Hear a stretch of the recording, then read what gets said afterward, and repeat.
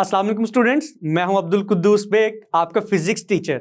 Students, आज हम chapter number 2 के एक्सरसाइज के question number 4, question number 5 and question number 6 को डिस्कस करेंगे। तो स्टूडेंट्स, लेक्चर को स्टार्ट करने के लिए चलते हैं व्हाइट बोर्ड की तरफ। स्टूडेंट्स, स्टार्ट करते हैं क्वेश्चन नंबर 2.4 को, which states that if one of the rectangular components of a vector is not zero, can its magnitude be zero? Means that students कि अगर एक वेक्टर के रेक्टेंगुलर कंपोनेंट्स में से एक कंपोनेंट जीरो नहीं है तो क्या उस वेक्टर का मैग्नीट्यूड जीरो हो सकता है? तो स्टूडेंट्स, इस क्वेश्चन का आंसर होगा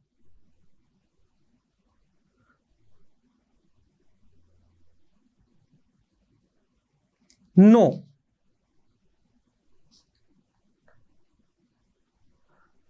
No, its magnitude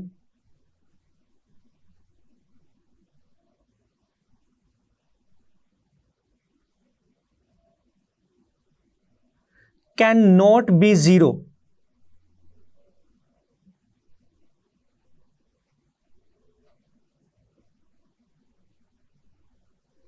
Why students?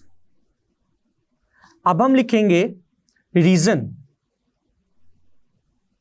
कि क्यों वेक्टर का मैग्नीट्यूड जीरो नहीं होगा।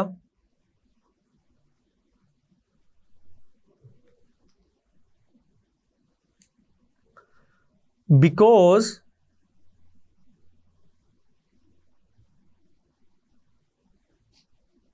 The magnitude of a vector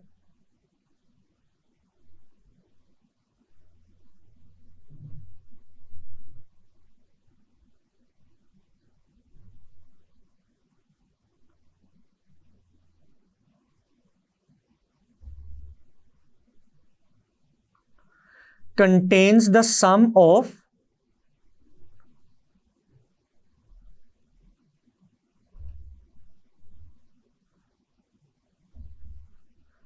square of its components.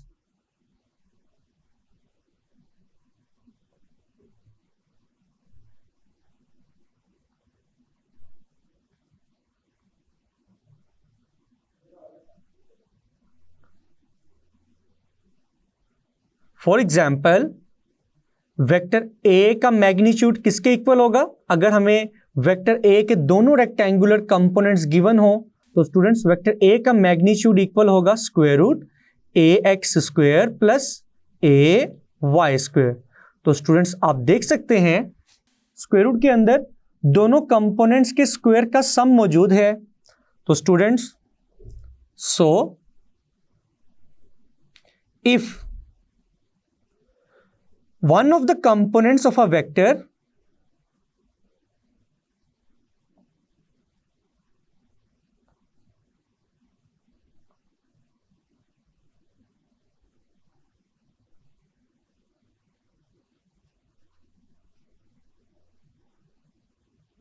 is not zero,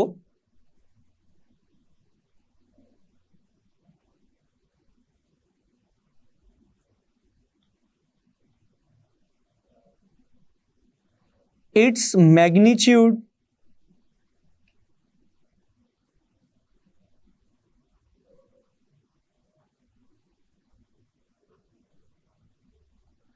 cannot be zero.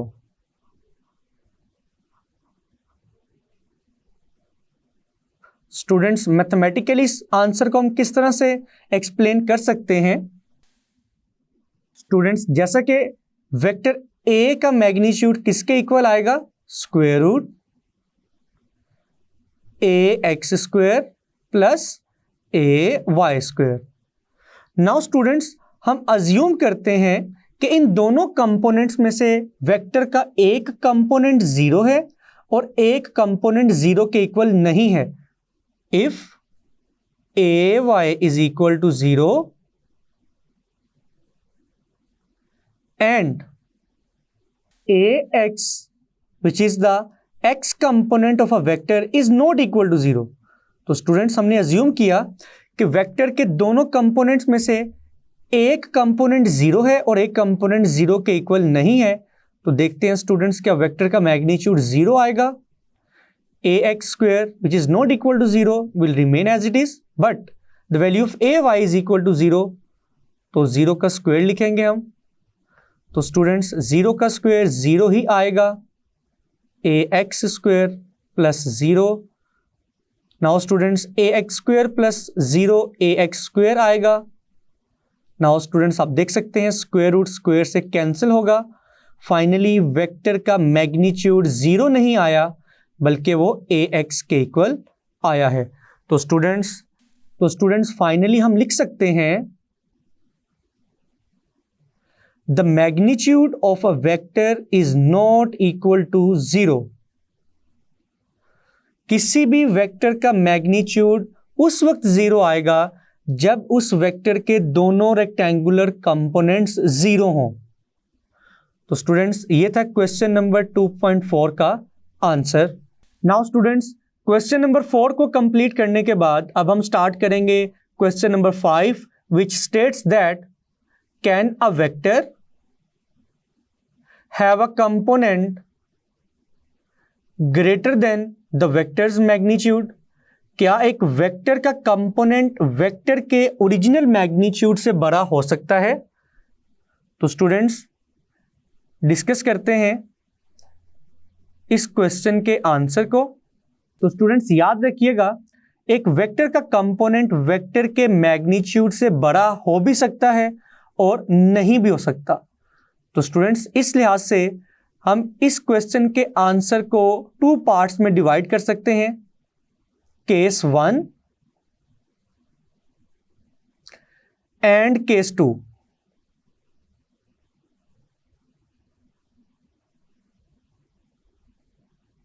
तो स्टूडेंट्स सबसे पहले हम केस 1 को डिस्कस करते हैं।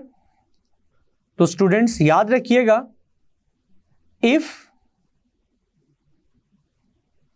We consider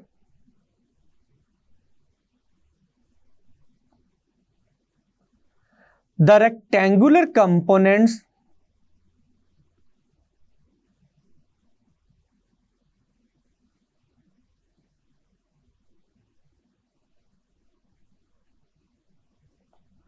of a vector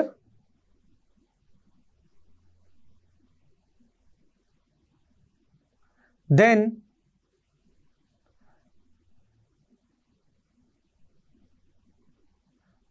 the magnitude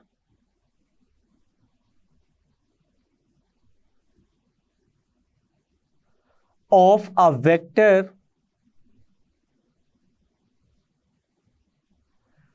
cannot have a component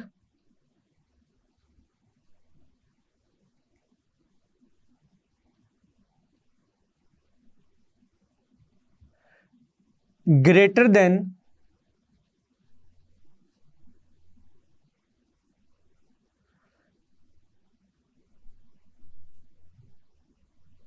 its magnitude।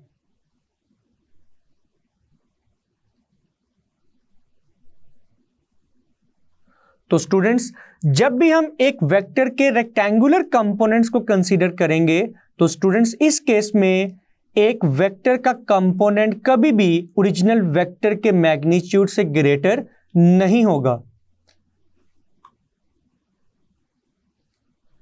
लेकिन students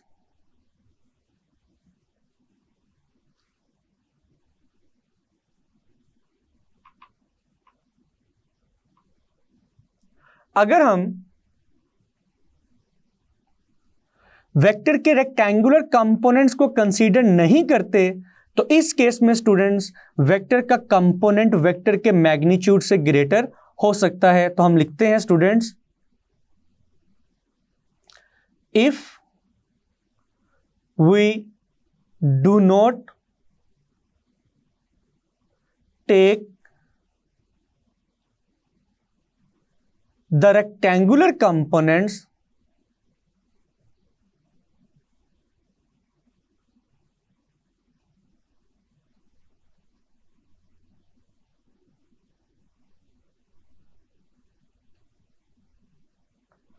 of a vector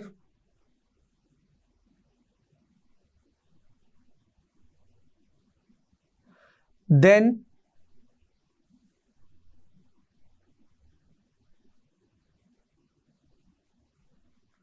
a vector may have a component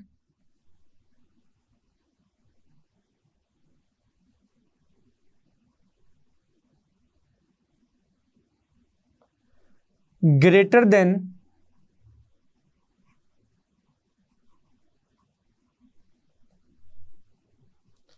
the vector's magnitude.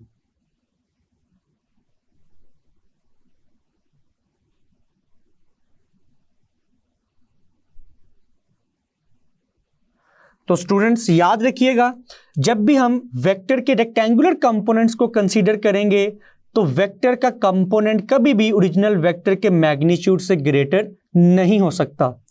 हाँ students, एक पॉइंट आप याद रखिएगा, एक वेक्टर का कंपोनेंट ओरिजिनल वेक्टर के magnitude के इक्वल हो सकता है। तो स्टूडेंट्स यहां पे हम एक नोट लिख सकते हैं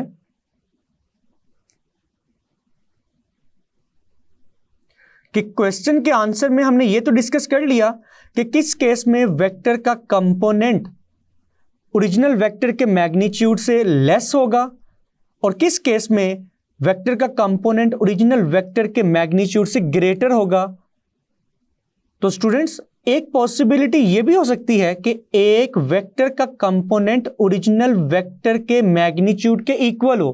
तो स्टूडेंट्स याद रखिएगा, जब भी वेक्टर्स एक इक्विलेटरल ट्रायंगल को रिप्रेजेंट करेंगे तो इस केस में वेक्टर के कंपोनेंट्स ओरिजिनल वेक्टर के मैग्नीट्यूड के इक्वल हो सकते हैं। तो हम लिख सकते हैं if vectors represent N equilateral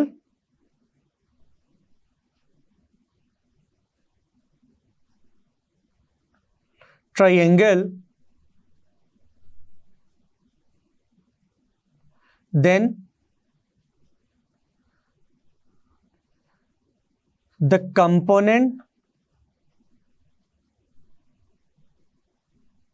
components of a vector are equal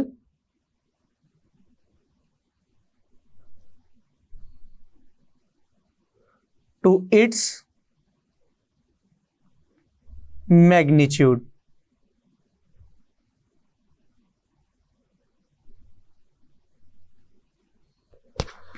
तो स्टूडेंट्स ये था क्वेश्चन नंबर 5 का आंसर।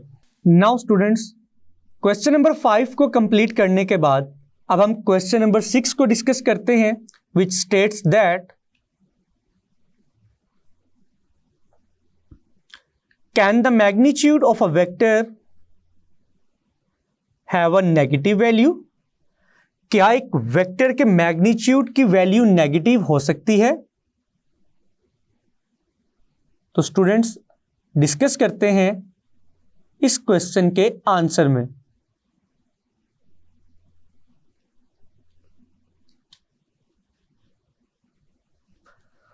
तो स्टूडेंट्स याद रखिएगा, know the magnitude of a vector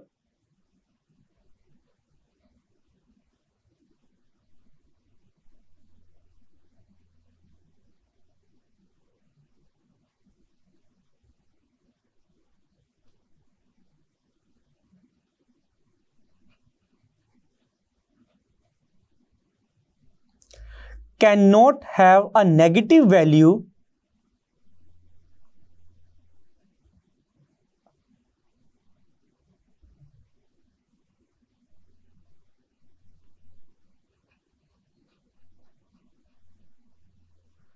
because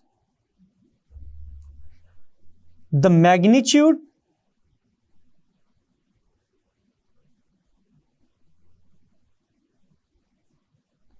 of a vector always has a positive value.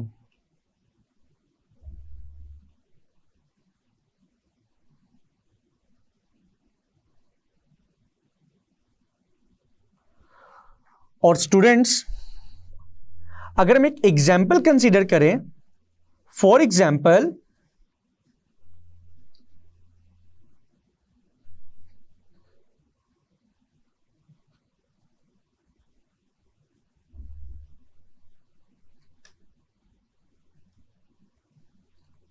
if we have a vector -3a,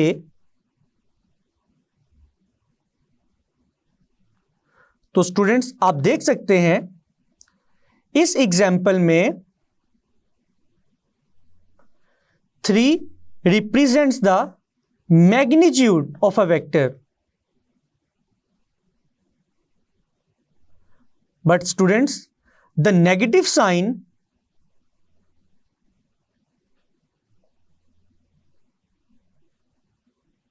represents the direction of a vector.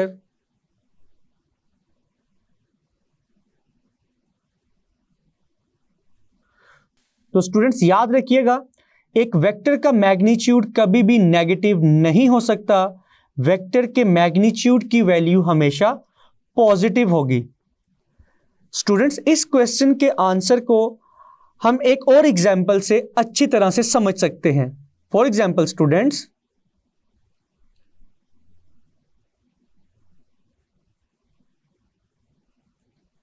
we have 2 components of a vector. Let the x component of a vector is equal to -5 and y component of the vector is equal to +2. Now students, अब हम इन दोनों components की मदद से vector a का magnitude find करना चाहते हैं, और मैग्नीट्यूड का फॉर्मूला है √ax² + ay²। तो स्टूडेंट्स आप देख सकते हैं वेक्टर का कंपोनेंट नेगेटिव हो सकता है, तो देखते हैं क्या वेक्टर का मैग्नीट्यूड नेगेटिव हो सकता है। तो स्टूडेंट्स अगर हम ax की वैल्यू पुट करें which is -5² plus the value of ay is equal to 2, तो स्टूडेंट्स -5 का स्क्वायर आएगा 25, 2 का स्क्वायर आएगा 4, 25 + 4 it is equal to 29, and the final answer is positive, which is the magnitude of vector A. तो students जैसा कि आपने देखा कि एक वेक्टर का कंपोनेंट तो नेगेटिव हो सकता है, लेकिन अगर हम उन कंपोनेंट्स की मदद से ओरिजिनल वेक्टर के मैग्नीट्यूड की वैल्यू कैलकुलेट करते हैं तो वेक्टर का मैग्नीट्यूड हमेशा पॉजिटिव आएगा। तो स्टूडेंट्स ये था क्वेश्चन नंबर 2.6 का आंसर। जी स्टूडेंट्स, मैं उम्मीद करता हूं कि आज के तीनों क्वेश्चंस आपको बहुत अच्छे से समझ आए होंगे। इनको अच्छे से प्रिपेयर कीजिएगा। मिलते हैं नेक्स्ट लेक्चर में। अल्लाह हाफिज।